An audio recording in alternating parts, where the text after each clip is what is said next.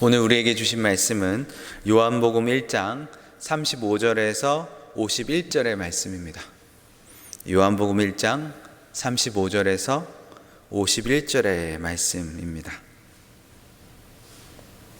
요한복음 1장 35절에서 51절인데요. 제가 가지고 있는 성경 신약 443면에 있습니다. 443면쯤에 있는 요한복음 1장 35절에서 51절의 말씀을 같이 합독하도록 하겠습니다. 또 이튿날 요한이 자기 제자 중 두 사람과 함께 섰다가 예수께서 거니심을 보고 말하되 보라 하나님의 어린 양이로다. 두 제자가 그의 말을 듣고 예수를 따르거늘 예수께서 돌이켜 그 따르는 것을 보시고 물어 이르시되 무엇을 구하느냐 이르되 랍비여 어디 계시오리까 하니 랍비는 번역하면 선생이라.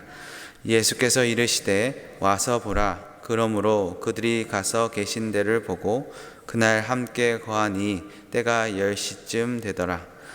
요한의 말을 듣고 예수를 따르는 두 사람 중에 하나는 시몬 베드로의 형제 안드레라.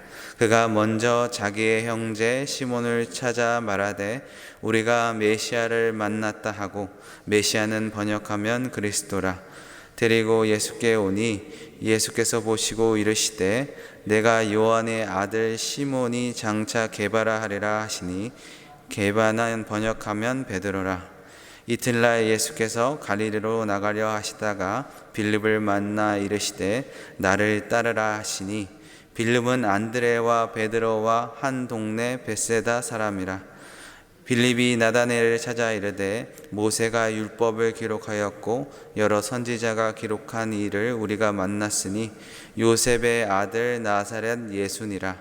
나다나엘이 이르되 나사렛에서 무슨 선한 것이 날 수 있느냐. 빌립이 이르되 와서 보라 하시니라. 예수께서 나다나엘이 자기에게 오는 것을 보시고 그를 가르쳐 이르시되 보라 이는 참으로 이스라엘 사람이라. 그 속에 간사한 것이 없도다. 나다나엘이 이르되 어떻게 나를 아시나이까. 예수께서 대답하여 이르시되 빌립이 너를 부르기 전에 내가 무화과 나무 아래에 있을 때 보았노라. 나다나엘이 대답하되 랍비여 당신은 하나님의 아들이시오 당신은 이스라엘의 임금이소이다. 예수께서 대답하여 이르시되 내가 너희를 무화과 나무 아래에서 보았다 함으로 믿느냐. 이보다 더 큰 일을 보리라. 또 이르시되 진실로 진실로 너에게 이르노니 하늘이 열리고 하나님의 사자들이 인자 위에 오르락 내리락 하는 것을 보리라 하시니라. 아멘. 예수님께서 세례자 요한으로부터 세례를 받으시고 이제 제자들을 찾아다니시는 장면을 오늘 본문에서 다루고 있습니다. 첫 제자는 세례 요한의 제자들이었습니다. 그들은 세례자 요한과 함께 있다가 36절에 요한이 예수를 보고 보라 하나님의 어린 양이로다 하는 말씀을 듣고 예수님을 따랐다고 성경은 말합니다. 이들은 참 대단한 사람들이었습니다. 아마도 이들은 10대 후반에서 20대 초반으로 추정을 합니다. 그럼에도 불구하고 그들은 청년 때 쾌락을 쫓지 않고 진리를 구하기 위해서 구도의 길을 나선 것이죠.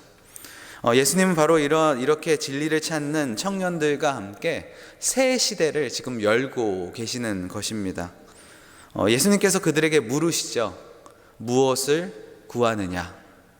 이 질문은 질문이 아니라 대답입니다. 이미 예수님은 그들이 구하는 바를 아셨기 때문입니다. 그들이 구하는 것은 진리입니다. 예수님의 이 질문에 잠언 8장을 상기시켜 주는데요. 잠언 8장 17절에 제가 읽겠습니다. 나를 사랑하는 자들이 나의 사랑을 입으며 나를 간절히 찾는 자가 나를 만날 것이니라. 예수님은 그들에게 대답해 주신 것이죠. 너희들이 그렇게 진리를 찾으니 그 진리를 만나게 될 것이라는 말씀입니다. 그들은 예수님께 대답했습니다. 랍비여 어디 계시오리까? 참 이상한 질문이죠. 무엇을 구하는지 대답하지도 않고 그들은 공간에 대한 질문을 지금 하고 있는 것이죠. 이 질문 또한 질문이 아니라 이들의 대답인데요. 선생님이 계신 곳에 함께 있고 싶습니다. 선생님께서 허락하신다면 허락하시는 공간까지 저희가 들어가길 원합니다 라는 표현입니다. 선생님과 함께 가기를 원합니다. 선생님께 우리의 삶을 의탁하길 원합니다 라는 마음인 것이죠. 이것은 바로 배우고자 하는 자의 자세입니다. 이 의지를 보시고 예수님은 와서 보라, 자신의 공간에 들어올 것을 허용하십니다. 그런데 뭔가 여지가 남죠. 와서 보고 결정해라 라는 말입니다. 어느 정도까지 들어오고 어느 정도까지 의탁하려는지에 대해서는 너희가 스스로 보고 결정하라는 뜻인 것이죠. 주님의 제자가 된다는 것은 내가 어느 정도 헌신을 하고 어느 정도 나의 삶을 주께 드릴 것인지에 내 결정이라는 것입니다. 주님은 우리를 강제하지 않으십니다. 와서 보고 결정하라는 것이죠. 그래서 좀 더 신뢰가 쌓이면 조금 더 가까이 오고 결정하고 따르고, 이런 반복적인 믿음의 결단을 통해서 주님이 계신 공간에 점점점 견고하게 뿌리를 박으라는 것입니다. 그들은 그렇게 주님을 따랐습니다. 그리고 그때부터 예수님과 함께 지내며 예수님께서 이루고 계시는 하나님의 나라 공동체의 일원이 되게 된 것이죠. 이 두 제자의 이름이 무엇일까요? 40절에 한 사람은 안드레라고 밝히고 있고요, 나머지 한 사람은 모든 성경학자들이 말하기를 요한이라고 말합니다. 우리가 지금 읽고 있는 요한복음서의 저자이죠. 요한은 계속해서 자신의 이름을 감추면서 성경을 쓰고 있는데요, 그러나 요한복음을 읽다 보면 요한이라는 사실을 우리는 자연스럽게 알게 됩니다. 안드레는 그의 형제 베드로에게 가서 우리가 메시아를 만났다고 말합니다. 그리고 예수님께 데려가죠. 여기서 예수님과 베드로의 역사적인 만남이 시작이 됩니다. 예수님은 베드로에게 42절에 내가 요한의 아들 시몬이니 장차 게바라 하리라 라고 말씀하십니다. 베드로는 본래 자기가 갖고 있었던 이름이 아닙니다. 시몬이 본래 그의 이름이죠. 마태복음 16장에서 베드로가 예수님에 대한 신앙 고백을 한 이후에 예수님께서 그에게 베드로라는 이름을 붙여주신 것이죠. 베드로는 반석이라는 뜻인데요, 요르단에 가면 페트라라는 유적지가 있다고 합니다. 바위 위에 건설된 곳인데 그것을 페트라라고 하는데, 이 페트라가 바로 베드로입니다. 반석이라는 뜻이죠. 게바는 아람어입니다. 예수님은 베드로가 본인을 소개하기 전에 그 이름을 아셨고 또 그 미래에 어떤 이름을 갖게 될 것을 이미 알고 계셨습니다. 그러므로 우리는 우리의 과거를 아시고 우리의 현재를 아시고 또 우리의 미래를 아시는 우리 예수님께 우리의 삶을 의탁해야 합니다. 그 다음날 예수님은 빌립을 부르시는데요, 예수님을 만난 빌립은 또 그의 친구 나다니엘을 찾아갑니다. 45절인데요. 모세가 율법에 기록하였고 여러 선지자가 기록한 그 일을 우리가 만났으니 요셉의 아들 나사렛 예수니라. 한마디로 말하면 율법과 선지자가 기록한 그 메시아를 만났다는 표현입니다. 구약 성경에 기록된 메시아를 만났다는 고백인 것이죠. 아주 놀라운 고백입니다.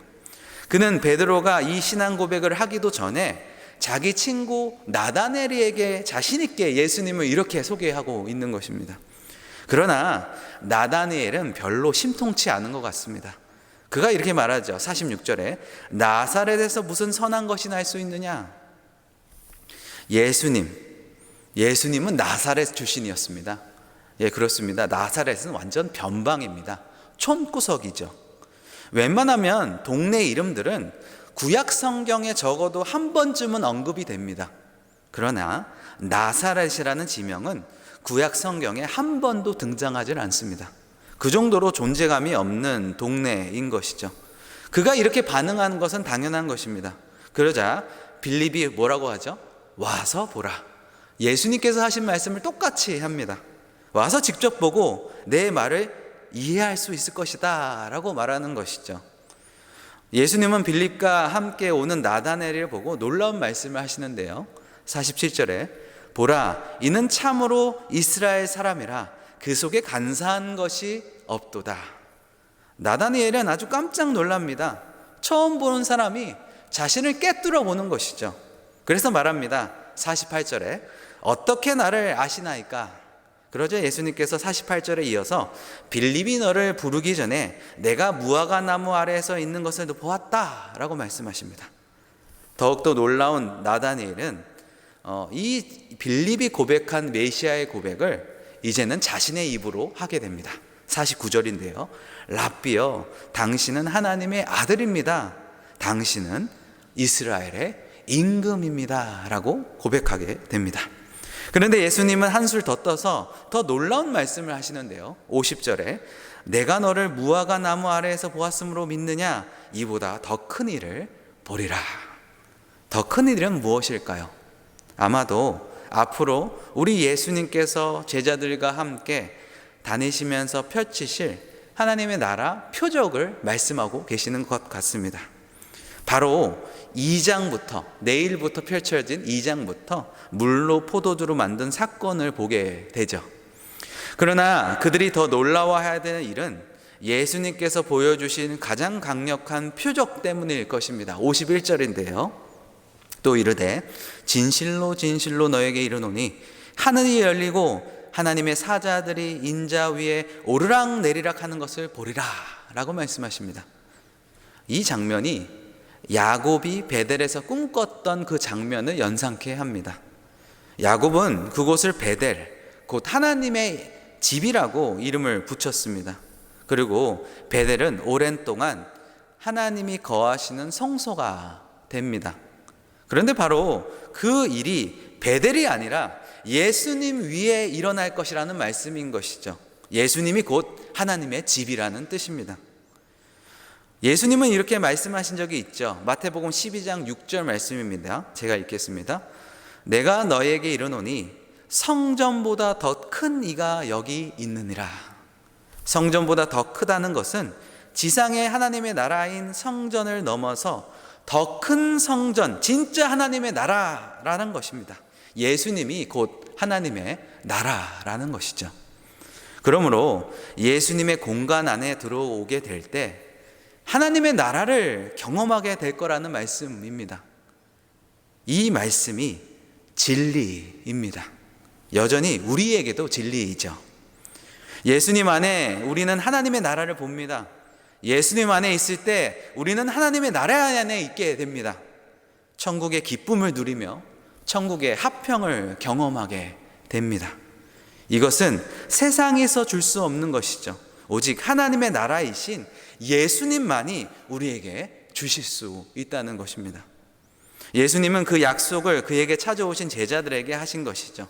또 지금 우리에게 하고 계십니다. 오늘 제자들은 예수님에 대해서 여러 가지 호칭에 대해서 말하는데요. 처음 두 제자는 예수님을 랍비라고 불렀고요. 안드레는 예수님을 메시아라고 고백했습니다. 빌립은 뭐라고 고백했죠? 구약 성경에 예언된 바로 그 사람입니다 라고 고백했습니다. 그리스도입니다 라고 고백했습니다. 그리고 최종적으로 나다니엘은 하나님의 아들이며 이스라엘의 임금입니다 라고 고백했습니다. 결국 이렇게 예수님을 처음 보았던 제자들에게서 나왔던 이 고백이 바로 우리 예수님을 잘 소개하고 있는 것입니다. 바로 예수님은 예언된 메시아, 우리를 구원하실 그리스도이십니다. 요한은 지금 계속해서 우리에게 이야기하고자 하는 것은 무엇일까요? 요한복음 1장 전체에 걸쳐서 요한은 예수님이 어떤 분이신지를 지금 소개하고 있는 것이죠. 처음에는 이 땅에 오신 하나님, 그리고 세례자 요한을 통해서 세상 죄를 지고 가는 하나님의 어린 양, 또한 제자들의 고백, 메시아, 그리스도 맞습니다. 우리 예수님은 바로 그런 분이십니다. 요한이 예수님을 이렇게 소개한 이유가 무엇일까요?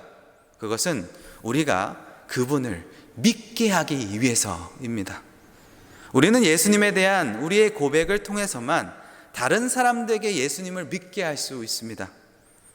우리 예수님이 어떤 분이신지를 경험해야 예수님에 대한 고백을 할 수 있는 것이죠. 그리고 사람들은 우리가 고백하는 진정성 있는 고백을 들은 후에야 그들의 삶을 예수님께 의탁할 수 있습니다. 오늘 제자들의 예수님을 향한 고백을 우리 같이 들었는데요. 이렇게 각자의 만난 예수님의 경험을 통해서 한 사람 한 사람 그 고백을 전해주는 가운데 이렇게 하나님의 나라 공동체가 이뤄가진다는 것을 우리가 오늘 성경을 통해서 볼 수 있는 것이죠. 그렇다면 내가 믿는 예수님은 나에게 어떤 존재이십니까? 나는 예수님에 대한 진정성 있는 고백을 어떻게 하고 계십니까? 나는 내가 만난 예수님을 어떻게 전하고 있습니까? 오늘 말씀 가운데 예수님을 향한 이 고백이 회복되는 시간이 되시길 우리 주님의 이름으로 간절히 축원해 드리며 축복합니다. 같이 기도하겠습니다. 주님 감사합니다. 예수님을 처음 만난 제자들의 고백을 통하여 예수님이 어떤 분이신지 다시 새롭게 고백하게 됩니다. 예수님은 그리스도이십니다. 왕이시며 구원자이십니다. 또한 하나님의 나라이십니다.